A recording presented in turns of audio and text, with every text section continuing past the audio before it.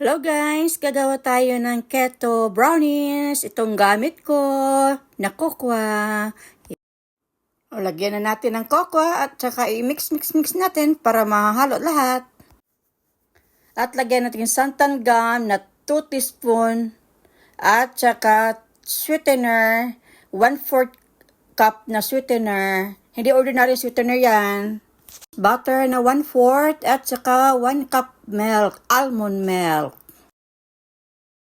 Mix lang natin hanggang maging fluffy.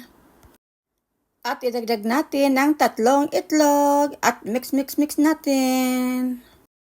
Yan, dahan-dahan natin i-mix ang wheat at dry ingredients. At saka i-mix na natin. Ayan na. Yan na ang resulta. At i-stay muna natin ito for 10 minutes para aalsa siya. Tsaka na natin i-oven. Ay, imumult pala muna at saka i-oven.